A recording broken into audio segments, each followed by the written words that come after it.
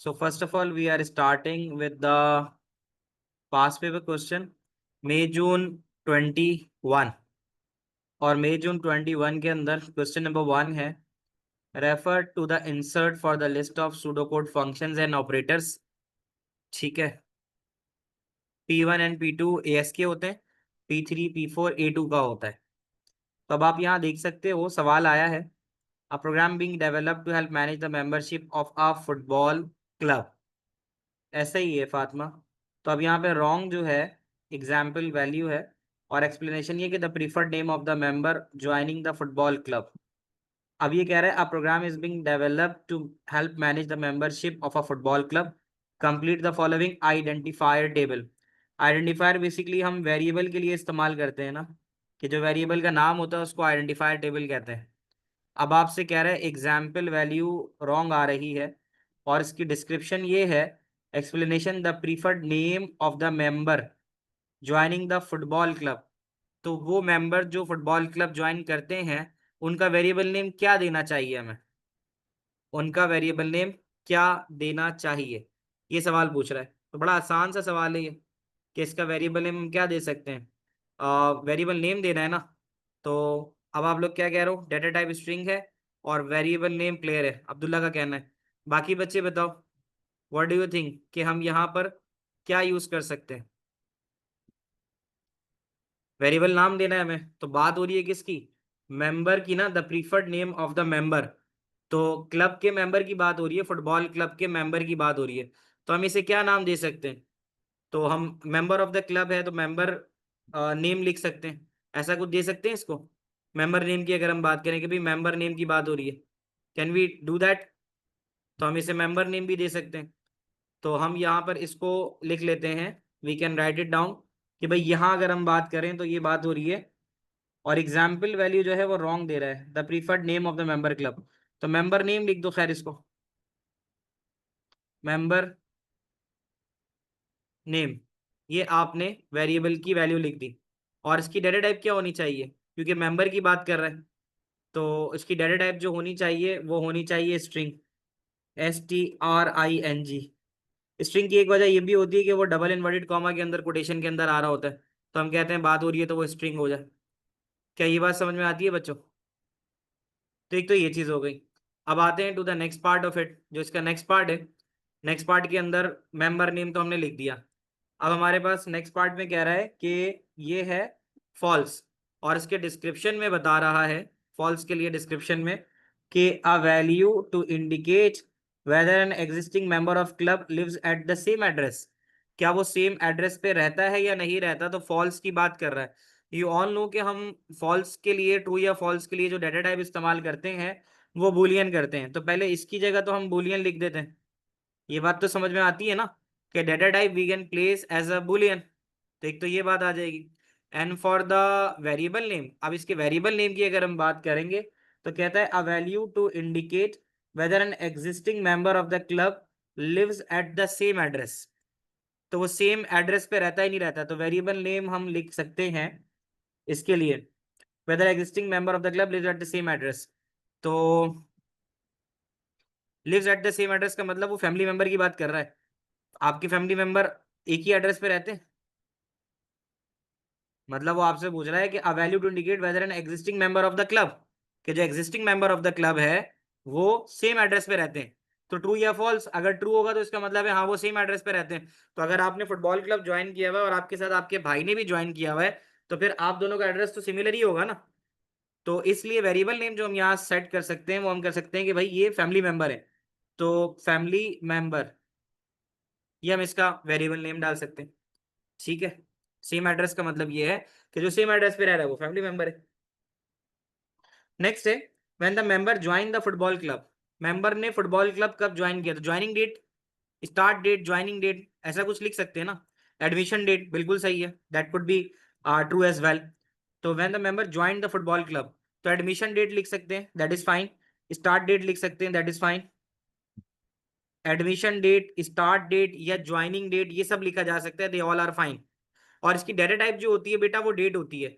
असल में जियान DDMM Y Y नहीं डालोगे, डाटा टाइप तो तुम्हें पता है ना कि डाटा टाइप के लिए डेट एक स्पेसिफिक डाटा टाइप मौजूद है। तो हम डेट एंड टाइप लिखते हैं, तो बेसिकली हम डेट लिख देंगे, अभियान डेट लिख देंगे। Is it clear? तुम लोग को समझ में आ रहा है? और उसके बाद नेक्स्ट है 1345, ये कह रहा है कि the number of points a member has earn, member of the club earn points for different activities. तो पॉइंट्स ही लिख सकते हो सिंपल, है ना। क्रेडिट भी सही है था, बट ये कि बहुत सिंपल लिखना है तो हम बता सकते हैं कि the number of points the member has earn, तो सिंपल पॉइंट्स लिख दो। और पॉइंट की वैल्यू जो 1345 आ रही है, तो this belongs to the integer data type, तो यहाँ पर इंटीजर आ जाएगा। आप बताना बच्चों, समझ में आ रही है बात? पास्ट पेपर बड़े जरूरी है चीजों को समझने के लिए, तो ये इस तरह से हो जाएगा। ये yes, Sir, yes, can you speak a I bit don't louder and nearest to the understand mic? the data types. Yes, say again. How did you know of what data type this was or that was? How did you know? Data type, actually we had discussed these things in the previous recorded lectures. You might find it out कि we have some different data types. So if we have a data type in the quotation, double quotation, we call this one as string. If we Okay. have a data type in a single quotation, we call this Mhm. one as character data type. Okay. Okay, if we have a data type with true and false only, so we call this That's one as Boolean. Boolean data type. If we Okay. have a data type that contains date or time, if it contains a So, date, so it belongs to the date data type. If we have a okay. value without a decimal, we So call that's integer integer. data type. Okay, thank you. That's all. And if we have a data type with decimal, then we call this one as real data type.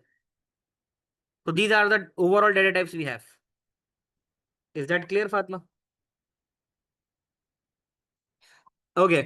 So this is what we discussed in the previous class. Each pseudocode statement and data type with time. Date slash time होता है ना, तो अभी तो हम date की बात कर रहे थे इसलिए हमने डेट लिख दिया। अगर यहाँ पे लेट सपोज लिखा हुआ होता 7:40, तो हम यहाँ पे डेट के बजाय टाइम लिख देते। ये है Maryam.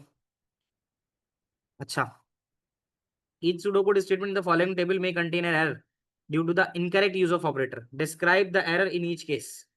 Right? No error if the statement contains no error. अगर इसमें कोई एरर नहीं है तो नो एरर लिखो, और अगर तुम्हारे पास है एरर तो फिर वहां पर आपको बताना है कि एरर क्या है। तो चलो इसको जरा देखते हैं। We have first statement as result, और उसके आगे लिखा हुआ है M% का साइन। M% का साइन अमूमन इस्तेमाल हम करते हैं जब हमें दो चीजें ना मिला के लिखनी होती है, कॉनकैटिनेट करना होता है। तो न्यूमेरिक वैल्यू तो कॉनकैटिनेट हो नहीं सकती। क्या ये बात समझ में आती है? मतलब ये इसका जवाब है कि जैसे रिजल्ट 2 and 4 लिखा हुआ, तो 2 and 4 नहीं होना चाहिए था, इसकी जगह प्लस होता तो ये ठीक होता, माइनस होता तो ठीक होता, मल्टीप्लाई होता तो ठीक होता, डिवाइड होता तो ठीक होता। यानी इसमें कहीं ना कहीं अर्थमेटिक ऑपरेटर होना चाहिए था, है ये ना। अगर आप जैसे, तो इसका जो आंसर है बेटा वो हम ये लिखेंगे, एरर की जगह पे हम ये लिखेंगे, क्योंकि उसने बोला एरर है तो ठीक है, नहीं तो बताओ कि मसला क्या है। तो हम लिखेंगे should be arithmetic, should be arithmetic, it should be arithmetic, should be arithmetic operator. यानी जो करेक्ट अगर आपने करना है तो इसकी जगह पे आप अर्थमेटिक ऑपरेटर डाल दो। तो ये बात आ गई, समझ में आती है बात? अब आपसे कह रहा है कि ये आ गया, कहता है मिड निकालना है, सूडो कोड की चौथी पोजीशन से पहला कैरेक्टर उठाना है। क्या इसमें कोई एरर नजर आ रहा है तुम्हें? सूडो कोड, एक pseudo code is a string, इसकी पोजीशन नंबर 4 से पहला कैरेक्टर उठाओ। तो इसमें कोई गड़बड़ तो है नहीं, बिल्कुल सही है। मिड का फंक्शन यही होता है कि मिड लिख के स्ट्रिंग लिखते हो, उसके बाद कहाँ से उठाना है और कितना उठाना है यही लिखना होता है ना, if you got, if you remember. इसका मतलब इसमें किसी किस्म का एरर नहीं है, तो we can write no error, क्योंकि उसने ऊपर लिखा था कि अगर कोई एरर नहीं है तो बता दो कि भाई नो एरर है। देखो ये लिखा हुआ भी है, ये करेक्ट स्टेटमेंट है। आप लोग समझ रहे हो बात? ऑपरेटर समझना जरूरी है।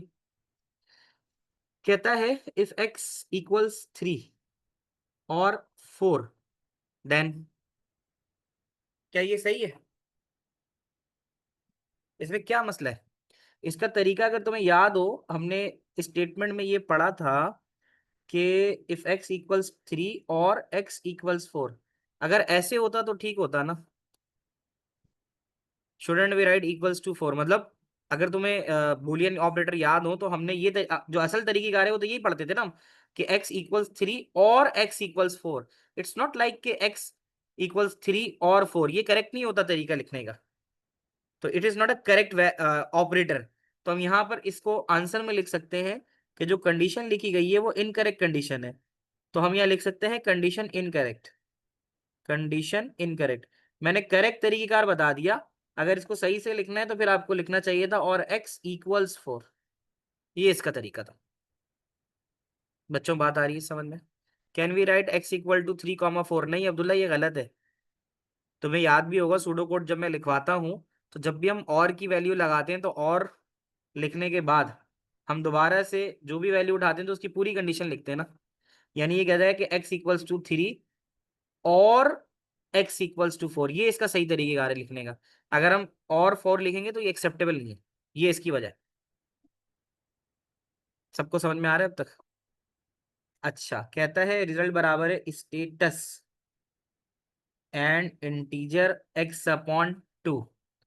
तो स्टेटस की अगर हम बात करें तो अब कहता है द वैल्यू ऑफ x की वैल्यू तो तुम्हारे पास क्या है, 3 है, ऐसे ही है, यही है ना।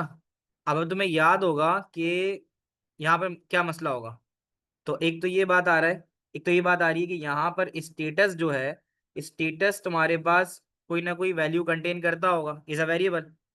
And integer of x upon 2 का क्या मतलब होगा, इंटीजर ऑफ x अपॉन 2 का मतलब होगा कि ऑपरेटर गलत लगा हुआ है, ठीक है, मतलब x equal to 3 x upon 2। तो ऐसा हो सकता है कि तुम्हारे पास यहाँ पे न्यूमेरिक वैल्यू आ रही हो और यहाँ पे तुम्हारे पास वेरिएबल आ रहा हो, तो जो बूलियन कंडीशन है वो ट्रू होगी नहीं होगी, ट्रू या फॉल्स समझ भी नहीं आएगी। एंड के लिए तो लाजमी है कि दोनों तरफ कंडीशन एक ही तरह की होनी चाहिए, यानी यहाँ पर अगर स्ट्रिंग लिखा हुआ है तो यहाँ पे भी स्ट्रिंग लिखा हुआ होना चाहिए, और अगर यहाँ पे कोई न्यूमेरिक वैल्यू है तो यहाँ पे भी न्यूमेरिक वैल्यू लिखी होनी चाहिए। क्या ये बात समझ में आ रही है? जो हमारे पास ऑपरेटर का इस्तेमाल हम कर रहे हैं वो ऑपरेटर का इस्तेमाल सही नहीं कर रहे, कि हम एंड तो लगा रहे हैं लेकिन एंड किसको करा रहे हैं, एक न्यूमेरिक वैल्यू को एक स्ट्रिंग वैल्यू के साथ एंड करा रहे हैं। क्या ऐसा पॉसिबल है? भाई देखो स्टेटस की बात है ना, स्टेटस लेट सपोज मैं कहता हूँ स्टेटस में फॉर एग्जांपल ट्रू आ रहा है, मिसाल के तौर पे स्टेटस की वैल्यू ट्रू है, तो क्या तुम किसी अल्फाबेटिक वैल्यू को किसी न्यूमेरिक वैल्यू के साथ बुलियन ऑपरेटर करा सकते हो? ऑपरेशन परफॉर्म करने के लिए दोनों तरफ हमारे जो वो हैं ऑपरेटर्स सिमिलर होने चाहिए ना, ठीक है ना। यानी इट्स अगर ये बुलियन भी है तो बुलियन के लिए लाजमी है कि दोनों तरफ के ऑपरेटर करेक्ट होने चाहिए। जैसे मिसाल के तौर पे ऊपर देख लो, x equal to 3 numeric value है, x equal to 4 numeric value है, दोनों के बीच में और लग रहा है, ठीक है, सही है ना। तो इसका मतलब है कि it is between numeric values ना। But what if the value one is string and the other is numeric, तो ये तो बुलियन बना ही नहीं सही। अब आ रही बात समझ में? ऐसे ही है ना, क्योंकि वो बुलियन की इवेल्युएशन कर ही नहीं पाएगा। तो द आंसर फॉर दैट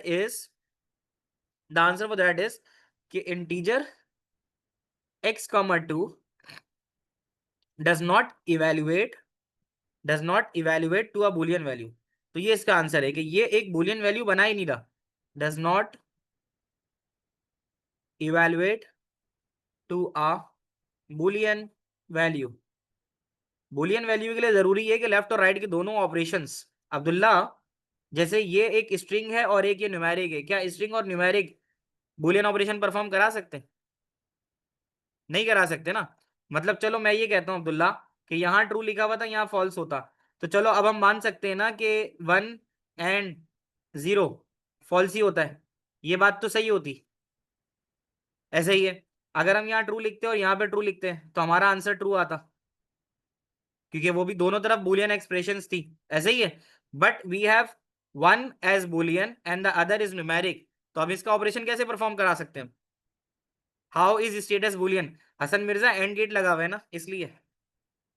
हाँ, ये सवाल है कि भाई हमने फिगर आउट कैसे किया, बिकॉज इसके बीच में एंड ऑपरेटर लगा हुआ है, तो बुलियन ऑपरेटर लगा हुआ है ना।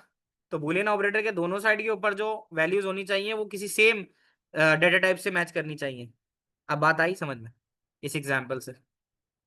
अब बात आ रही है समझ में? ठीक है, ऊपर ही देख लो ना, ऊपर लिखा हुआ है एक्स की वैल्यू 3 है, या फिर x की वैल्यू 4 है। तो अब तो समझ में आता है कि बीच में और लगा हुआ है कि चलो या तो x की वैल्यू 3 हो जाए या x की वैल्यू 4 हो जाए। लेकिन ऐसा हो सकता है कि मैं बोलूं x की वैल्यू 3 है और और किसी भी सर्टेन वैल्यू जो है x की वो है ट्रू। क्या ये मीट करेगा कि x की वैल्यू ट्रू है और x की वैल्यू 3 है? इवेल्युएट ही नहीं करेगा। एक तरफ आपके पास जो है न्यूमेरिक वैल्यू, एक तरफ आपके पास जो है वो स्ट्रिंग की वैल्यू आ रही है। अब आ रही है बात समझ में? अच्छा, अब एक लास्ट चीज देख लो, what will be the error in this. इसमें एरर ये है कि ये बुलियन वैल्यू को एक न्यूमेरिक वैल्यू के साथ एंड करा रहा है। ये वजह है कि हम जो है स्ट्रिंग को न्यूमेरिक वैल्यू के साथ एंड नहीं करा सकते, ये है। अच्छा, अब नीचे देखो, हमारे पास लिखा हुआ है length of my string. Length of my string, my string के अंदर कोई ना कोई लेंथ होगी। तुम्हें पता है कि लेंथ ऑफ माई स्ट्रिंग क्या रिटर्न करेगा, ये बता दो। लेंथ ऑफ माई स्ट्रिंग क्या रिटर्न करेगा? कोई ना कोई इंटीजर करेगा, जयान कहता है, बिल्कुल सही है। तो अगर हमारे पास लेंथ ऑफ माई स्ट्रिंग 7 आ रही है तो 7 प्लस डन एक स्ट्रिंग है, स्ट्रिंग प्लस इंटीजर। कभी कुछ पढ़ाया है मैंने तुम्हें? ऐसा कुछ है ही नहीं। तो इसका क्या मतलब होता है कि क्या स्ट्रिंग के साथ इंटीजर को ऐड कर सकते हो आप? इट वो not it will not be add up. हाँ, ऊपर अगर कहीं ना कहीं लिखा हुआ होता है कि भाई डन लिखा हुआ है और डन के अंदर अगर 7 आ रहा है तो फिर मैं कहता कि हाँ डन की वैल्यू 7 है और लेंथ भी 7 है, तो फिर ठीक है कि मैसेज के अंदर 14 स्टोर हो जाए। एट दैट टाइम वो सही होता। बट अगर हमारे पास एक चीज डन एज अ स्ट्रिंग है और दूसरी चीज एज अ न्यूमेरिक है, कैन वी ऐड इट? बहुत सिंपल सा सिनारियो है कि हम स्ट्रिंग के अंदर किसी न्यूमेरिक वैल्यू को ऐड कर सकते हैं? नहीं कर सकते ना। Can you add 9 value to Waqar? We can't. तो मैं ऐसा कभी लिखता हूँ कि मैं लिखूं भाई कि वकार लिख दिया और उसमें प्लस करा दो 9, क्या कभी कोई रिजल्ट बनता है इसका? इसका रिजल्ट कोई नहीं बनेगा। तो इसका सिंपल आंसर हम क्या लिख देंगे? इसका आंसर हम लिख देंगे can not add string, can not add string to number. String को नंबर से ऐड नहीं किया जा सकता। बच्चों, कुछ समझ में आ रहा है? बताना मुझे, सबको क्लियर है? तो ये छोटी छोटी चीजें बड़ी जरूरी होती हैं। आगे चलते हैं और देखते हैं कि क्या मजीद हमारे पास बच्चों जल्दी से रेफरेंस लिखो। 2021 मई जून, वेरिएंट 22। वेरिएंट 22 का मतलब है कि सिर्फ जैसे वहां 21 लिखा था ना, अब हम वेरिएंट 22 कर देंगे। तो वेरिएंट 22 करने के लिए तुम्हें क्या करना होगा? जो मैंने लिंक भेजा था इसी में तुम जा सकते हो और वहां जाके आपने ऑल फाइल में क्रिएट करके इंसर्ट 22 खोल देना है। मैं तुम्हें करके दिखा देता हूँ। यहाँ आ गया मैं, यहाँ आ गया। इसमें ऑल फाइल का ऑप्शन कहाँ आ रहा है? इसी के अंदर ना, ये इस तरह से जा रहा है। मैं अगर तुम्हें यहाँ से दिखाऊं थ्रू लैपटॉप से आसानी हो गया था, मैं तुम्हें लैपटॉप से दिखा देता हूँ। क्योंकि टू टू का इंसर्ट तुम्हारे सामने आना चाहिए। टू टू का इंसर्ट ऐसे आएगा, मैं लैपटॉप से दिखा देता हूँ तुम्हें। यहाँ देख लो, लैपटॉप की स्क्रीन तुम्हारे सामने आ रही है। आप सब के सब चले जाओ ऑल फाइल में, और ऑल फाइल में S21 इंसर्ट टू आ रही है सबके सामने स्क्रीन।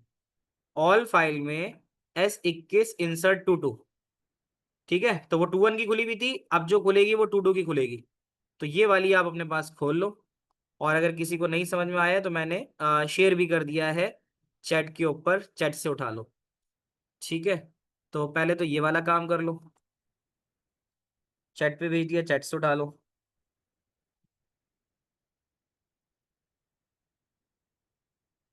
तो ये टू का हमारे सामने पहले इंसर्ट आ जाएगा। ये इंसर्ट टू का आ गया। आईपैड पे आएगा, सिर्फ व्यू के अंदर थोड़ा सा इश्यू कर रहा है ये, तो हम इसको डाउनलोड करके खोल लेते हैं।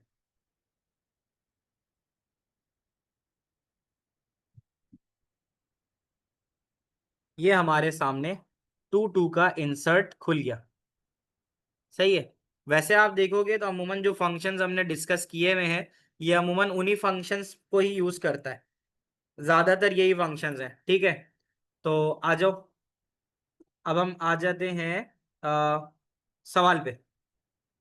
ऐसे इंसर्ट तुम लोग के सामने खुल गया होगा। तो अब यहाँ देख लो, कहता है कि refer to the insert in the pseudo code list. अब ये बताओ कि अगर नेम है और कैथरीन है तो इसकी डेटा टाइप क्या होगी? I think one of the simplest questions we have, है ना? इसको तो आसानी से कर लेंगे हम। तो इसके लिए कैथरीन है। अब मुझे जरा फातिमा, अब आप बताओ फातिमा, अब आपको कुछ समझ में आ रहा है? डेटा टाइप्स की हमने बात की है, तो I would like Fatima to answer that. Fatima, Catherine के लिए हम क्या लिखें? कैथरीन की डेटा टाइप क्या होनी चाहिए? एज आई टोल्ड यू, अभी हमने कुछ डिस्कस भी किया था कि what should be the data type for Catherine. String होनी चाहिए, बिल्कुल सही है। तो इसकी हम डेटा टाइप जो है वो स्ट्रिंग लिख देते हैं, नंबर एक। एक तो ये चीज आ जाएगी, ठीक है। अच्छा, उसके बाद जो नेक्स्ट है हमारे पास, यहां हम लिख देते हैं स्ट्रिंग, STRING, डबल कोटेशन के अंदर है, हमने स्ट्रिंग लिख दिया। The next we have is index is 100। तो यू ऑल नो यार 100 वाली बात कर रहा है तो इंटीजर आएगा। You all are able to do that, integer लिख लो। मॉडिफाइड में फॉल्स आ रहा है, यू ऑल नो कि ये एक बुलियन है, because boolean is a value that can be true and false, right? Fatima, I would like you to answer as well in the chat box. And holiday is 25/12/2020। तो वो तो सीधी सीधी बात है कि वो डेट के ऊपर बात कर रहा है, तो हम इसकी डेटा टाइप सेलेक्ट कर लेंगे एज अ डेट। यहां तक बात समझ में आती है बच्चों? फिर कहता है evaluate expression in the following table by using the initial data values. हमारे पास जो ऊपर की वैल्यू दी गई है ना, उससे हम इसको एक्सप्रेशन को इवेलुएट करते हैं। तो मुझे बताना, is there any value in modified? पहली वैल्यू मॉडिफाइड दे रहा है, तो do we have some value in modified? बताते जाओ। Yes, we have a value in modified as false. हमारे पास मॉडिफाइड की वैल्यू क्या आ रही है? फॉल्स आ रही है। तो हम यहाँ मॉडिफाइड पे लिखते हैं लेट्स सपोज फॉल्स, और लिखते हैं इंडेक्स की वैल्यू 100 है। क्या क्या 100 से बड़ा है? क्या 100 से बड़ा है? नहीं है, कोई बात नहीं। तो और गेट के अंदर अगर एक भी कंडीशन ट्रू हो जाए तो ट्रू होता है, और गेट में एरर नहीं आएगा। समझ लो अब्दुल्ला कि वो ये कह रहा है 100 से बड़ा है, चलो मैं कहता हूँ इसकी जगह फॉल्स आ गया। तो मुझे एक बात बताओ, और गेट तुमने पढ़ा है? और के अंदर फॉल्स और फॉल्स कितना होता है? 0 और 0 कितना होगा? 0 ही आएगा। लॉजिक गेट जिसने पढ़ा हुआ वो जवाब दे देगा इसका। देखो, the value of modified is given as false, modified में फॉल्स गिवन है, और ओ आर और लिखा हुआ है। I am repeating, what is the value of modified? Can you see modified has a value false? Everyone can see. तो इसका मतलब है फॉल्स आ गया, और लगा दिया और आ गया, ठीक है। अच्छा, index has a value 100, index की वैल्यू 100 है। क्या 100 से बड़ा है? तो इसका सिंपल आंसर क्या आएगा? नो, फॉल्स आएगा ना, नो आएगा फॉल्स। तो अगर फॉल्स और फॉल्स हो तो वो क्या होगा? अगर 0 और 0 लिखें या फॉल्स और फॉल्स लिखें तो फॉल्स और फॉल्स क्या होता है? फॉल्स ही होगा ना। तो यहाँ पर फॉल्स आ जाएगा। तो आपने जो लॉजिक गेट्स पढ़े होंगे, और गेट का मतलब होता है 0 और 0, और गेट पढ़ा था। तो 0 और 0 का रिजल्ट क्या बनता है? 0 ही बनेगा भाई। आ रही है बात समझ में? ठीक है, ये हो गया। Okay, now we have a value student. Student तो हमारे पास ऊपर कुछ आ रहा है? स्टूडेंट तो कुछ भी नहीं आ रहा। आ रहा है, what is the value of student we have? It is asking for length, ठीक है, एंड नेम। तो इसका तरीकेकार ये मैं बताऊं, इसका लेंथ, लेंथ का मतलब ये होता है कि इसकी टोटल लेंथ कितनी है, इसकी टोटल लेंथ कितनी है, ठीक है। तो इसकी टोटल लेंथ जो तुम्हें नजर आएगी, इसको जरा काउंट करके देख लो। लेंथ का फंक्शन तुम्हें पता होता है क्या करता है? लेंथ का फंक्शन था ना, तो हमने अभी जो खोला हुआ है इसके अंदर देखो लेंथ का फंक्शन क्या कर रहा है। लेंथ का फंक्शन देखो, बताना मुझे लेंथ का फंक्शन क्या कर रहा है, नजर आ रहा है तुम्हें? लेंथ का फंक्शन इन्वर्टेड कॉमा में दी गई वैल्यू की लेंथ काउंट करके दे रहा है तुम्हें। क्या ये बात सही है? क्या ये बात सही है?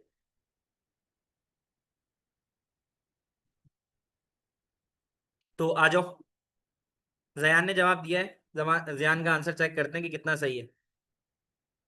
तो यहाँ वापस आते हैं। Now count the length of student, count the length of student, 1 2 3 4 5 6 7 8 9, ऐसा है। We also count the space as well. तो अगर गौर से देखो, 1 2 3 4 5 6 7 8 9, डू वी हैव 9 स्पेसिस और 9 character till in this inverted comma? क्या ये बात समझ में आती है? और उसके साथ साथ एंड नेम, तो हमारे पास क्या नेम के अंदर कोई वैल्यू है? ये वाला नेम रेफर कर रहे हैं यहाँ ऊपर। तो नेम के अंदर जो वैल्यू बड़ी कैथरीन है, 1 2 3 4 5 6 7 8 9। क्या कैथरीन की वैल्यू कितनी आ रही है? What is the length of Catherine? 9। What is the length of student? 9। तो 9 + 9 कितना होता है? द लेंथ स्टूडेंट की जो लेंथ है वो 9 थी और कैथरीन की भी लेंथ थी 9, तो 9 और 9 18 होता है। तो that's why we will place 18 over there. सही है। तो ऐसा है ये। समझ में आ रहा है? बड़ा टेक्निकल सवाल है ये, इसको टेक्निकली भी समझना होगा तुमने। अच्छा, नीचे वाला बड़ा आसान है। Index plus 2.9, is there any value in the index? Is there any value in the index? Yes, it has a value 100। Index has a value 100। तो 100 के अंदर 2.9 मिलाओ तो 102.9 होगा। लेकिन तुम्हें इंटीजर चाहिए तो इंटीजर डेसिमल हटा देता है। तो जब डेसिमल हटा दोगे तो 102.9 में से जो बचेगा वो क्या रहेगा? 102 रहेगा। क्या कहते हो? आ रही है बात समझ में? Is that clear? ठीक है, तो एक तो ये आ गया। आगे चलते हैं। तो ये आ गया।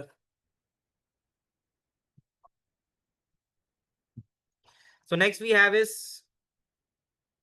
कहता है नेम 1, 3। तो the name has a value Catherine. The name has a value Catherine. तो कैथरीन की फर्स्ट पोजीशन से, यानी सी है, ऐसे ही है ना? मिड कह रहा है, मिड करो। अगर आपको याद हो, मिड का फंक्शन क्या करता है? मिड का फंक्शन, यहां से देखो, ये देखो, द मिड फंक्शन। मिड का फंक्शन आपके सामने आ रहा है। तो देखो लिखा हुआ है मिड। मिड का फंक्शन मिड ABCDEFGH तक लिखा हुआ है। 2, 3 का मतलब है पोजीशन 2 से 3 वैल्यू उठा लो। तो ABCD के अंदर पोजीशन 2 जो है वो बी है, और 3 कैरेक्टर उठाने तो BCD उठाओगे। ऐसा ही है। तो अब अगर आप यहां जाके देखो, तो यहाँ नेम के अंदर कैथरीन आ रहा है। तो कैथरीन के अंदर पहली पोजीशन है सी, और उसके 3 कैरेक्टर हैं CAT, कैट। तो यहाँ पे कैट उठा लोगे। अब बताना, क्या ये बात समझ में आ रही है बच्चों?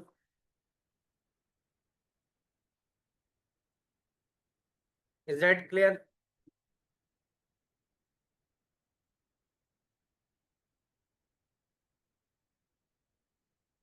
आगे चले, नेक्स्ट चलते हैं।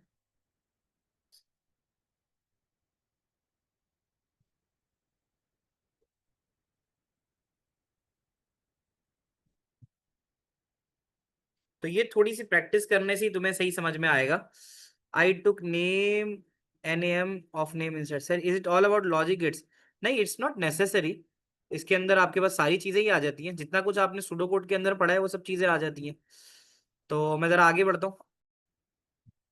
आगे चलते हैं बच्चों, ये बड़ा आसान है, यू ऑल नो इट। इतना हमने किया हुआ है कि हर सुडो कोड स्टेटमेंट जो गिवन है उसके अंदर आपके पास सिलेक्शन है, असाइनमेंट और आइट्रेशन है। यू ऑल नो, जितना कुछ हमने पढ़ा है। सिलेक्शन तुम्हें पता है इफ और केस, वो सिलेक्शन होती है। और असाइनमेंट तुम्हें पता है जहाँ एरो लगा हुआ हो। नहीं भी पता तो समझ लो, जहाँ एरो लगा है वो असाइनमेंट है। और आइट्रेशन जो है वो है फॉर, वो है रिपीट, और वो है वाइल। ठीक है। अब जरा नीचे देख लो कि तुम्हें किस में लग रहा है कि कौन सी वाली सिलेक्शन है, कौन सी वाली असाइनमेंट है, और कौन सी वाली आइट्रेशन है। मुझे बताना शुरू करो जरा। What is the first one? Alishba का है असाइनमेंट सिलेक्शन आइट्रेशन। वलीद का है असाइनमेंट सिलेक्शन और सिलेक्शन। एंड वाइल है। एंड वाइल किस में आता है वलीद? तो देखो, मैंने अभी तुम्हें बता दिया है कि जहां पे ये एरो होता है ना, ये होता है असाइनमेंट के लिए। जहां भी एरो आएगा तो वो असाइनमेंट ऑपरेटर है। और अभी अभी ऊपर लिखा था कि सिलेक्शन जो होता है वो इफ होता है। तो अगर यहाँ मुझे इफ मिल गया तो मैं सिलेक्शन में टिक मार दूंगा। और वाइल जो लूप होता है उसमें एंड वाइल लगता है, वो आइट्रेशन का होता है, तो यहाँ पर आइट्रेशन आ जाएगा। सही है। तो ये वाला भी हो जाएगा सही। यार कितने मजे के मार्क्स हैं अगर आ जाए ऐसा तो। 3 नंबर का सवाल ना। तो यहाँ तक समझ में आ रहा है बच्चों? पास्ट पेपर प्रैक्टिस बड़ी इंपॉर्टेंट है। तो ये आप,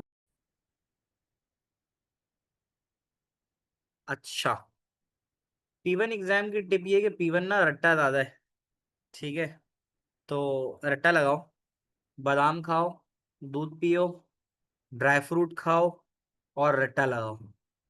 P1 में ये है। अच्छा, रेफरेंस लिख लो बेटा, मई जून 2021, मई जून 2021 का 2-2 सेम पेपर है। क्वेश्चन नंबर बी, और बी किसका है? बी है 5 का, 5 का बी है। ठीक है, आपसे कह रहा है ये एक सूडो कोड दिया हुआ है, इसको एग्जामिन करो। अब तुमने थोड़ा बहुत पढ़ा हुआ है, तो तुमसे ये कह रहा है कि give the line number containing example of initialization. अब तुम लोग कह रहे थे ना कि हाँ ऐसा ही है स्नैन, P1 में रट्टा है, P2 लेकिन सूडो कोड है, P2 समझ के करना पड़ता है। तो अब देखो वो कह रहा है ना गिव अ लाइन नंबर, इनमें से वो बताओ कि लाइन नंबर कौन सी है जिसमें इनिशियलाइजेशन हो रही है। अब तुम्हें याद होगा इनिशियलाइजेशन हम कहते हैं, इनिशियलाइजेशन हम कहते हैं कि जब भी हम किसी वैल्यू को एरो डाल के, जैसे मैं तुम्हें बताऊं, इनिशियलाइजेशन का तरीका होता है, तुम्हें याद था, हम काउंट या सम लिया करते थे। तो हम काउंट को इनिशियलाइज टू जीरो कराते थे, सम को इनिशियलाइज टू जीरो कराते थे। यानी कोई भी वेरिएबल जो हमें अपने प्रोग्राम में आगे इस्तेमाल करना है, उसको हम किसी वैल्यू के साथ अगर इनिशियलाइज कराते हैं तो उसको इनिशियलाइजेशन कहते हैं। तो अब मैंने तुम्हें हिंट तो दे दी है। व्हाट डू यू थिंक, यहाँ पे कौन सी वाली लाइन ऐसी तुम्हें नजर आ रही है जिसमें इनिशियलाइजेशन हो रही है, यानी वेरिएबल को कोई वैल्यू दी जा रही है, that some value has been given to the variable before it is starting. कौन सी वैल्यू ऐसी है? ताहा का कहना है 7, वलीद का कहना है 7, और बिल्कुल सही कहा कि अगर तुम देखो कि आउट स्ट्रिंग में डबल इन्वर्टेड कॉमा डाला जा रहा है ना, तो इसका मतलब ये है कि आउट स्ट्रिंग के अंदर वो एक एम्प्टी स्ट्रिंग डाल रहा है, एम्प्टी स्ट्रिंग इनिशियलाइज करा रहा है, कि आउट स्ट्रिंग एक बिल्कुल खाली स्ट्रिंग है। स्ट्रिंग समझते हो? स्ट्रिंग का मतलब ये है, स्ट्रिंग का मतलब ये है कि कोई भी इन्वर्टेड कॉमा में जो कुछ लिखते हो उसको स्ट्रिंग बोलते हैं। तो अगर आपके पास यहाँ डबल इन्वर्टेड कॉमा खाली लिखा हो ना, तो इसका मतलब होता है कि ये एम्प्टी स्ट्रिंग की बात कर रहा है। तो इट मीन्स कि we are talking about an empty string. ठीक है, तो एक तो ये चीज हो जाएगी। अच्छा अब्दुल्ला, मैं ये बता रहा हूँ, पहला सवाल था गिव अ लाइन नंबर 2 जिसके अंदर इनिशियलाइजेशन स्टेटमेंट है। तो इनिशियलाइजेशन वो होती है जब भी हम किसी वेरिएबल के अंदर कोई वैल्यू स्टोर कराते हैं शुरू में। तो यहाँ पर अगर तुम गौर से देखो तो ये तो सब डेक्लेरेशन है, ये सारा डेक्लेरेशन होता है। तो 7 लाइन नंबर के ऊपर तुम एक एम्प्टी स्ट्रिंग आउट स्ट्रिंग के वेरिएबल में इनिशियलाइज करा रहे हो, तो यहाँ पे लाइन नंबर 7 लिख देंगे। अब्दुल्ला समझ में आ गई बात? ठीक है। अच्छा, give a line number containing the start of repeating block. Repeating हम पढ़ चुके हैं, लूप की बात हो रही है। तो यहाँ पर कौन सी लाइन नंबर है जिसकी शुरुआत जो है वो लूप से हो रही है? ये भी बड़ा आसान है। अब सवाल करने हैं ना, देखो अपन लोग कह रहे थे सवाल कैसे आएंगे, अब सवाल देखो। Give a line number containing start of repeating, यार कितना आसान है ये। जो रिपीटेशन है वो कौन सी लाइन नंबर से स्टार्ट हो रही है? रिपीटेशन स्टार्ट हो रही है लूप से, that is for loop. For loop line number 9 पे मौजूद है, तो यहाँ पे लाइन नंबर 9 आ जाएगा। अब सही है, अब सही है। अच्छा, अब हम आते हैं, give a line number containing a logic operation. Logic operation कहाँ नजर आ रहा है? लॉजिक गेट्स पढ़े थे, लॉजिक गेट के अंदर कौन कौन से ऑपरेटर होते हैं? एंड, और, नॉट। तो इसमें से कौन सी लाइन के अंदर तुम्हें एंड और नॉट नजर आ रहा है? एंड या फिर और या फिर नॉट, क्या नजर आ रहा है बताओ? लाइन नंबर 12 में तुम लोग कह रहे हो कि हमें यहाँ पे नॉट नजर आ रहा है, NOT नॉट। तो इसका मतलब है ये एक लॉजिक ऑपरेशन परफॉर्म हो रहा है, तो इसलिए यहाँ पर 12 आ जाएगा। फातिमा थोड़ा बहुत समझ में आ रहा है? फातिमा थोड़ा थोड़ा तो आना चाहिए ना। तो एक तो ये आ गया। अब तुम्हारे पास ये पूरा वीक होगा ना, तो इस पूरे वीक के अंदर तुम्हें लेक्चर्स थोड़े से रिव्यू करने होंगे। 10वें के अंदर अभियान कह रहा है 10वें में, अभियान 10वें में भी कुछ हो तो नहीं रहा यार। अच्छा तुमने पहले से जवाब दे दिया, मिड वाला। कह रहे कितना number of parameter to the function mid.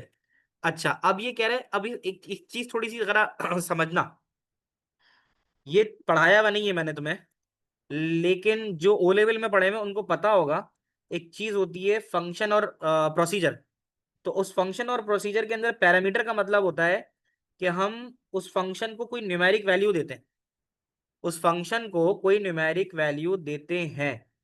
उसने हमसे पूछा है give the number of parameters to the function mid. तो मिड के टोटल नंबर ऑफ पैरामीटर कितने होते हैं? तुमने मिड का फंक्शन देखा है? तो मैं तुम्हें मिड का फंक्शन, अगर देखा तो है तुमने, अगर मैं यहां से मिड का फंक्शन दिखाऊं तो जरा चेक करो कि इन्वर्टेड कॉमा में मिड के कितने फंक्शन आ रहे हैं। देख के बताना, जरा काउंट करना। सबसे पहले स्ट्रिंग आ रहा है, can you see that? Example mid ABCDEFGH।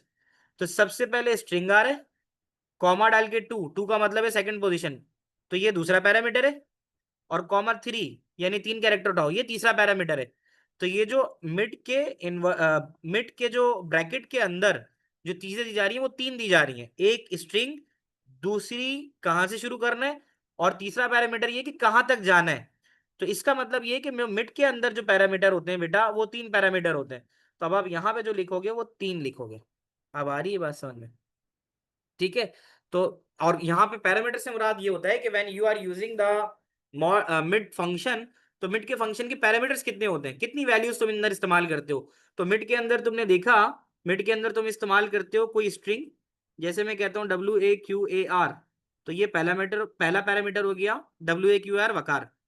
वकार में से मैं कहता हूँ थर्ड पोजिशन, और थर्ड के बाद 2 लिखता हूं। तो अब बताओ क्या आना चाहिए? वकार एक स्ट्रिंग है, सही है, तो ये एक स्ट्रिंग आ गई।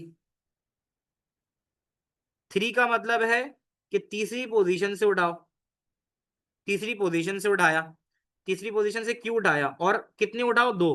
तो जो आंसर आएगा वो QA आएगा। अब आ रहा है बात समझ में, है ना? तो ये ऐसे होगा। बच्चों समझ में आ रहा है? ये भी हो गया। अच्छा, अब कहता है right simplified version of statement on line number 12।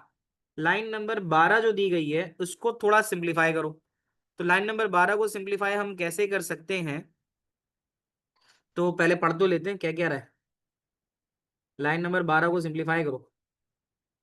If not, अच्छा, कहता है नेक्स्ट कैरेक्टर अगर लेस देन ए है, या फिर नेक्स्ट कैरेक्टर जेड से बड़ा है, तो ये जो है इसके लिए और लगा रहे हैं ना, इफ नॉट और एंड। इसको अगर हम गौर से पढ़ें, मैं तुम्हें इसको ना जरा इंटरप्रेट करता हूं। इसका मतलब है if next character less than A, next character less than A है, लेकिन साथ साथ नॉट लगा रहे हैं। नॉट का मतलब उल्टा, नॉट का मतलब उल्टा। तो इसका मतलब ये नहीं हुआ कि वो ये कहना चाह रहा है कि जो नेक्स्ट कैरेक्टर की वैल्यू है वो ए से बड़ी हो।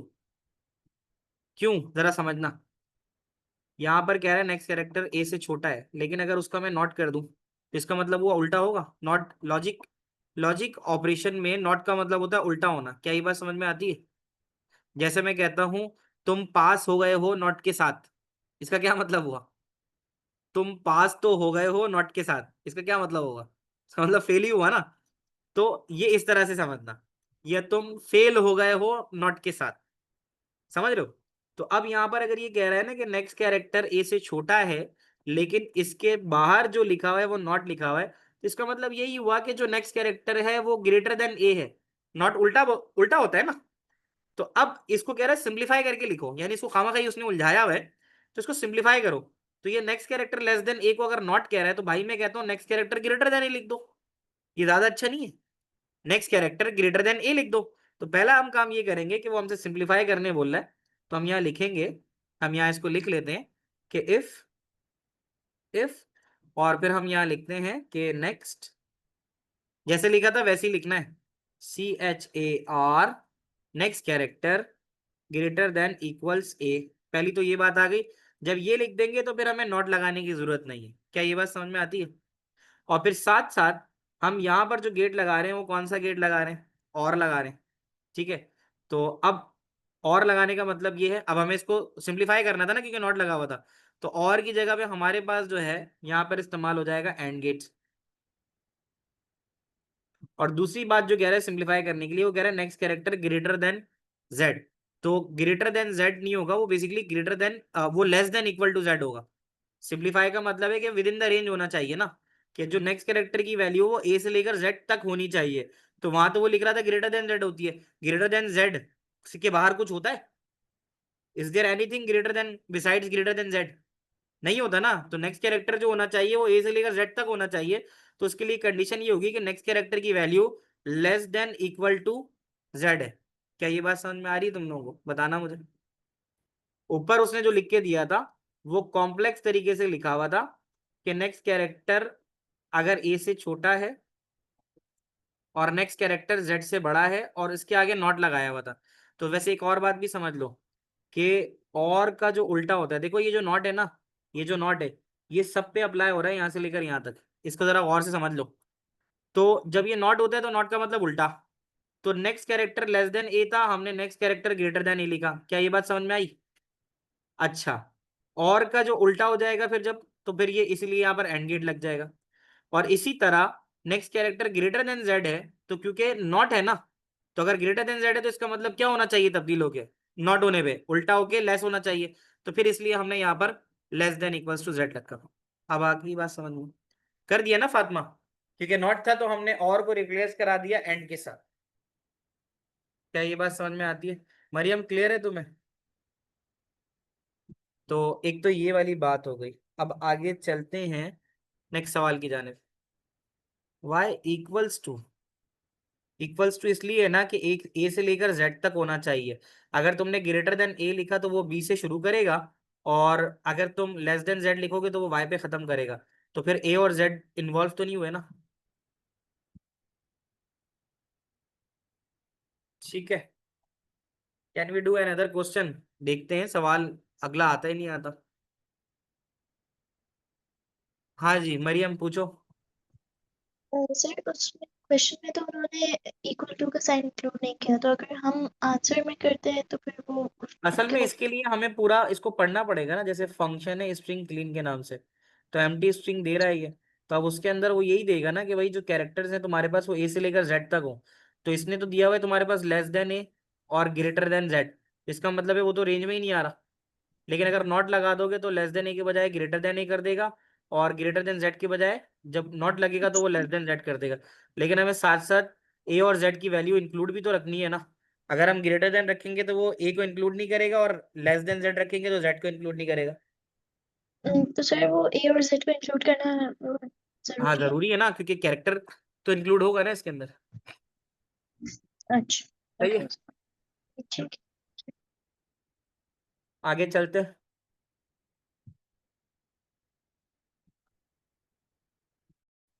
एक तरीके का ही सवाल है ये। अक्टूबर नवंबर 2021, ऊपर वाला छोड़ दो वो करवाया हुआ नहीं है, नीचे वाला देख लो, डाटा टाइप बतानी है।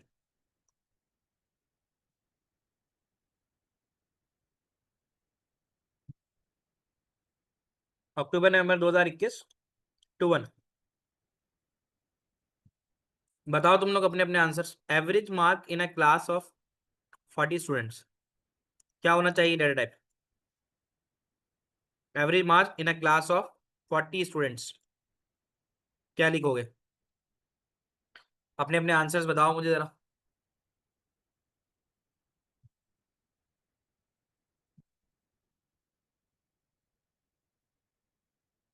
आसान है, एवरेज है ना, तो एवरेज की जो वैल्यू आती है वो डेसिमल भी कंटेन कर सकती है ना। एवरेज है ना, हर सूरत इंटीजर तो नहीं रहेगा। तो एवरेज जो है हम उसको यहाँ सेट कर सकते हैं रियल, क्योंकि वो डेसिमल में आ सकती है। ईमेल एड्रेस जो होता है वो स्ट्रिंग होता है, क्योंकि उसके अंदर आ, वो भी है, टेक्स्ट भी और नंबर भी है। Number of student in a class, वो तो इंटीजर ही होंगे ना, कि एक है, दो है, तीन है, चार है, पांच है, इंटीजर ही होंगे। To indicate whether an email has been read, तो वो तो बुलियन होगा ना, कि ट्रू या फॉल्स, कि ईमेल रीड हुई है या नहीं हुई है। वहां दो ही चीजें होती हैं, जहां हमारे पास दो कंडीशन आती है वहां पर हम बुलियन इस्तेमाल करते हैं। बच्चों समझ में आ रहा है? सही है। अब्दुल्ला लिख लिया, आगे बढ़ू। Real, string, integer, Boolean. आगे चलते हैं। नए पेपर पे अक्टूबर नवंबर 21 का वेरिएंट, अक्टूबर नवंबर 2021 का वेरिएंट 22 है। मैंने तुम लोगों के साथ ये वाली बुकलेट शेयर कर दी थी ना पास पेपर की, जो मैं ये जिससे पढ़ा रहा होता हूँ, ये मैंने शेयर की हुई है ना ग्रुप पे, और ड्राइव पे भी होगी है, ठीक है? तो उसी तरह से खोल लिया करो। अक्टूबर नवंबर 22 के अंदर वेरिएंट 21 है। इसमें कहता है कि ये फॉलोइंग एरे वाला तो छोड़ दो, है ना। तो अब ये कह रहा है, लेकिन इसमें मसला यही आएगा कि एरे पढ़ा हुआ नहीं है, तो ये अभी फिलहाल नहीं कर सकते। आगे दूसरा सवाल देखते हैं, क्योंकि इसके लिए एरे का कॉन्सेप्ट होना जरूरी है, अभी मैंने डिस्कस नहीं किया ये। अक्टूबर नवंबर 2021 का 2-2 वही वाला सवाल है, क्वेश्चन नंबर 4 है। अक्टूबर नवंबर 2021 का 2-2, इसमें तुमसे कह रहा है कि a line number containing a variable being incremented. कौन सा वेरिएबल है जिसमें इंक्रीमेंट हो रहा है? इंक्रीमेंट वो होता है जिसमें +1 होता है, अमूमन अमूमन इंक्रीमेंट +1 होता है। तो अगर तुम गौर से देखो, इस वाले में +1 हो रहा है, देखना 21 में, और इंडेक्स बराबर है इंडेक्स +1 इस वाले में हो रहा है, दैट इज 23। और किसी में +1 हो रहा है, यस ऑड में हो रहा है, ऑड बराबर है ऑड +1। तो 19, 21 और 23 इसमें इंक्रीमेंट हो रहा है, तो ये लाइन नंबर ये लिख दिया हमने। ये बात क्लियर है? एक बात हो गई। कहते हैं the type of loop structure, loop वही 3 है हमारे पास, वाइल, रिपीट और फॉर। तो हमारे पास जो लूप इस्तेमाल हो रहा है यहाँ पे, वो लूप हो रहा है वाइल का लूप। तो लूप स्ट्रक्चर में वाइल का लूप जो होता है, इसको हम कहते हैं प्री कंडीशन लूप। 3 तरह के लूप पढ़े ना हमने, प्री कंडीशन, पोस्ट कंडीशन और काउंटर कंट्रोल लूप। तो प्री कंडीशन वो होता है जो कंडीशन पहले चेक करते हैं, तो वाइल एक ऐसा लूप है जो कंडीशन पहले चेक करता है, तो इसलिए यहाँ पे प्री कंडीशन आ जाएगा। बच्चों ठीक है, समझ में आ रहा है? अच्छा, the number of functions used, यहाँ पर कितने फंक्शंस का इस्तेमाल हो रहा है? तो अगर हम फंक्शंस देखें तो देख लेते हैं, function, number of functions, procedure check, odd even index. तो फंक्शन के एतबार से अगर हम बात करें, तो हमारे पास जो टोटल नंबर ऑफ फंक्शंस यहाँ इस्तेमाल हो रहे हैं, वो हो रहे हैं 3। लेकिन वो 3 कैसे हैं उसको चेक करते हैं। देखो, जो इंसर्ट के अंदर फंक्शन गिवन होते हैं, उसमें से एक फंक्शन तो लेंथ का है, तो ये एक हो गया लेंथ का फंक्शन। एक स्ट्रिंग टू नम का फंक्शन हो गया 2, और एक मिड हो गया 3। ये पूछ रहा है वो, तो जो हमारे पास फंक्शन है आर एन डी आर 3 है ना, एक लेंथ का फंक्शन है, एक स्ट्रिंग टू नम का फंक्शन है, और एक मिड का फंक्शन है। तो we have 3 function here, that's why I have written 3 over there. 3 functions का इस्तेमाल हो रहा है यहाँ। कहते हैं the number of parameter pass to string to num, string to num के अंदर जो पैरामीटर पास हुआ है, the number of parameter pass to string to num function. तो स्ट्रिंग टू नम के फंक्शन के अंदर, एक सेकेंड, स्ट्रिंग टू नम के फंक्शन के अंदर जो पैरामीटर पास हुआ, the number of parameters pass to a function. तो ये तुम्हारे पास स्ट्रिंग टू नम का फंक्शन है, इसके अंदर मिड का फंक्शन अपना अलग काम कर रहा है, फिर मॉड है, ठीक है, और वो मॉड ऑफ 2 के साथ ले रहा है, इज नॉट ग्रेटर देन 0। तो बेसिकली जो स्ट्रिंग टू नम का फंक्शन है, अगर तुम गौर से देखो, तो एक तो ये मिड का फंक्शन इस्तेमाल हो रहा है, तो ये मिड का फंक्शन अलग हो गया, और ये मॉड ले रहा है 2 नॉट इक्वल टू 0 से, ठीक है, यही है ना। तो इसके पहले वो देख लो, क्या कहते हैं, ब्रैकेट्स, ये वाला यहाँ खत्म हो रहा है एक, और ये यहाँ पे खत्म हो रहा है, तो ये तो मिड वाला फंक्शन है, इसको तो बाहर कर दो। स्ट्रिंग टू नम का पैरामीटर देखना है कि स्ट्रिंग टू नम में इस्तेमाल क्या हो रहा है, इसको तुम वैसे यहाँ भी देख सकते हो। स्ट्रिंग टू नम के लिए यहाँ पर अगर आ जाओ, यहाँ देखो, हाँ अब देख लो, स्ट्रिंग टू नम के अंदर कितना पैरामीटर है, सामने देख के बताओ मुझे। स्ट्रिंग टू नम में एक्स लिखा हुआ है, स्ट्रिंग टू नम में एक्स लिखा हुआ है, और एक्स जो है वो है तुम्हारा कोई भी स्ट्रिंग वैल्यू। तो तुम्हें देख के नजर आ रहा होगा क्या पैरामीटर है। अब्दुल्ला कह रहा है 1, बिल्कुल सही कह रहा हो, क्योंकि स्ट्रिंग टू नम में सिर्फ एक्स लिखा हुआ है, स्ट्रिंग टू नम में सिर्फ एक्स लिखा हुआ है, तो इसका मतलब एक्स एक ही वेरिएबल है, तो एक वेरिएबल का मतलब एक पैरामीटर। तो स्ट्रिंग का मतलब ये होता है कि स्ट्रिंग टू नम के अंदर जो भी स्ट्रिंग दोगे वो उसको न्यूमेरिक में कन्वर्ट कर देता है। तो पैरामीटर इसका क्या है? स्ट्रिंग टू नम को जरा गौर से देखो, तुमने 23.45 एज ए स्ट्रिंग दिया है, एज ए स्ट्रिंग दिया है, उसको वो रिटर्न कर रहा है एज इंटीजर। उसके इन्वर्टेड कॉमा हटाने का मतलब ही है कि ये इन्वर्टेड कॉमा हटने से स्ट्रिंग से तब्दील हो गया इंटीजर में। क्या ये बात तुम लोग को समझ में आ रही है? स्क्रीन पे देखो, तो स्ट्रिंग टू नम के अंदर एक्स कॉलन डेटा टाइप लिखा हुआ है, तो x is what, x is a variable, तो x एक ही डेटा, इसका एक ही इसका पैरामीटर है। तो यहाँ पर जब तुम आंसर लिखोगे तो यहाँ पर हमने यही लिखना है कि स्ट्रिंग टू नम का जो पैरामीटर है हमारा, कि वो जो भी वैल्यू उठाएगा उसको न्यूमेरिक में कन्वर्ट करेगा, तो हमारे पास जो नंबर पैरामीटर जो है उसका वो 1 है। फातिमा को नहीं समझ में आया? फातिमा ये देखना होगा तुम्हें, can you see string to num function, str to num function, तो ब्रैकेट के अंदर जो वेरिएबल है वो कौन इस्तेमाल हो रहा है, सिर्फ एक x ही आ रहा है ना, ओनली वन, x जो है वो एक वेरिएबल है, तो एक वेरिएबल इंडिकेशन इस बात की कर रहा है कि जो इसका पैरामीटर है वो एक ही होगा।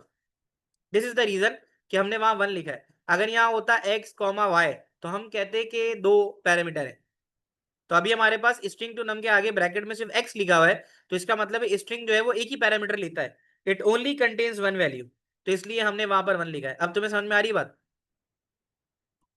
फातिमा?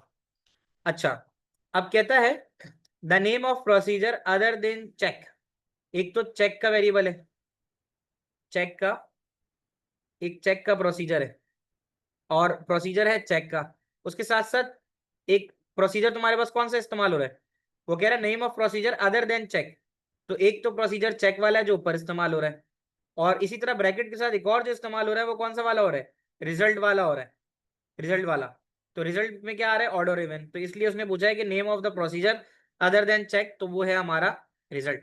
क्या ये बात समझ में आती है? ये तो सामने ही लिखा हुआ था, सही है। अच्छा, अब एक चीज है कि जब हम सूडो कोड लिखते हैं तो उसके कुछ फीचर्स होते हैं जो उसे आसान करते हैं हमारे समझने के लिए, ठीक है। ये शायद अगर डिस्कस ना भी किया हो तो मैं बता देता हूं तुम्हें। तो सूडो कोड के जो फीचर्स होते हैं उसमें एक इंपॉर्टेंट चीज होती है मीनिंगफुल वेरिएबल नेम। जब भी तुमने देखा मैं सूडो कोड लिखता था तो मैं जो वेरिएबल नेम लिखता था वो लिखता था जो मीनिंगफुल हो। कभी तुमने मुझे ये देखा लिखते हुए कि input x, input y, input z, ऐसा कुछ लिखा? अगर मुझे मार्क्स इनपुट कराने होते थे तो मैं इनपुट मार्क्स लिखा करता था, अगर मुझे टेम्परेचर इनपुट कराना है तो मैं टेम्परेचर इनपुट लिखा करता था, ऐसे ही है बेटा। तो पहली चीज, the pseudo code include several features that make it easier to read and understand. तो अगर मैं कोई सूडो कोड लिख रहा हूं और मैं चाहता हूं वो लोगों के लिए आसान हो, तो मुझे जो वेरिएबल नेम इस्तेमाल करने वो मीनिंगफुल करने होंगे। तो ये तो 1 मार्क का हो गया मीनिंगफुल वेरिएबल नेम। क्या ये बात समझ में आती है? नंबर 1। नंबर 2, जब मैं सूडो कोड लिखता था तो मैं फॉर के बाद जगह छोड़ता था, नीचे जगह छोड़ता था।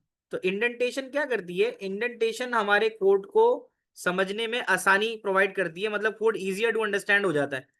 तो इंडेंटेशन देने से हमारे कोड की रीडेबिलिटी आसान हो जाती है। इंडेंटेशन क्या है? ये इंडेंटेशन ये है कि तुमने प्रोसीजर लिखा तो डिक्लेयर के लिए तुमने थोड़ी सी 4 की स्पेस दे दी, फिर तुमने तीनों वेरिएबल डिक्लेयर करा दिए, वाइल लिखा, वाइल के बाद अगर इफ लिखने जा रहे हो तो थोड़ी सी स्पेस दे रहे हो, this is what called indentation, this is called indentation. क्या ये बात समझ में आ रही है? और जो कीवर्ड्स हैं, कीवर्ड से मुराद जैसे प्रोसीजर है, डिक्लेयर है, इन सब को तुम कैपिटल वर्ड्स में लिख रहे हो, इन सब को तुम कैपिटल वर्ड्स में लिख रहे हो। तो यहाँ पे कैपिटलाइजेशन ऑफ कीवर्ड्स भी जो है उससे हमारे पास कोड को समझने में आसानी होती है। तो यहाँ पे लिख सकते हो कैपिटलाइजेशन, कैपिटलाइजेशन ऑफ कीवर्ड्स। बच्चों बताना मुझे आज की क्लास की सारी चीजें समझ में आ रही हैं? Instead of capitalization we can write using comments, हाँ लिख सकते हो, कमेंट लिखा जा सकता है, no harm in writing comment, ठीक है। तो उम्मीद है आज की क्लास में मजा आया होगा, चीजें समझ में आई होंगी तुम्हें। और बाकी एक, हाँ बाकी ये वाला छोटा सवाल है, इसको देख लो साथ साथ। वो हमसे पूछ रहा है कि the loop structure use in pseudo code is not the most appropriate. ये जो लूप स्ट्रक्चर इस्तेमाल हुआ है, 3 तरह के लूप होते हैं, व्हाइल, रिपीट और फॉर। तो वो कह रहा है भाई ये हुआ नहीं है, state more appropriate loop structure and justify your answer. तो ऊपर जो इस्तेमाल हुआ है वो कौन सा वाला हुआ है, वो हुआ है लाइन नंबर दिस। और तुम अगर गौर से देखो तो यहाँ पे इंडेक्स को 1 किया है और इंडेक्स बराबर इंडेक्स प्लस 1 किया है, जैसे काउंट होता था और काउंट बराबर है काउंट प्लस 1 होता था। तो अगर आपको फिक्स आइटरेशन पे चलाना है, फिक्स आइटरेशन पे चलाना है, तो फिक्स आइटरेशन पे चलाने के लिए बेहतर लूप कौन सा होता है ये बता दो। ये छोटा सा ये वाला पॉइंट लिया है इसने। जब हमें अगर पता हो गया हमें यार इतनी दफा चलाना है फिक्स टाइम, तो ज्यादा बेहतर लूप कौन सा होता है? इसने यहाँ पे जो लूप इस्तेमाल किया है वो वाइल किया है, इंडेक्स को 1 किया है और इंडेक्स को हर दफा 1 का इजाफा कराया है। तो भाई ये वाला काम तो डायरेक्टली ऑटोमेटिकली फॉर लूप से हो सकता था ना, फॉर लूप से हो सकता था। तो ज्यादा बेहतर है कि हम यहाँ पे लिखें लूप स्ट्रक्चर के अंदर कि भाई हमें जो यहाँ पर मिलना चाहिए वो मिलना चाहिए काउंट कंट्रोल्ड लूप। 3 तरह के लूप में से काउंट कंट्रोल लूप इस्तेमाल कर सकते हैं। और इसकी जस्टिफिकेशन क्या है कि हमें यहाँ पे ये पता है कि नंबर ऑफ आइट्रेशंस नोन है। जब नंबर ऑफ आइट्रेशंस नोन होती हैं तो हम इसका इस्तेमाल कर सकते हैं। तो हम यहाँ लिख सकते हैं कि number of iterations is known.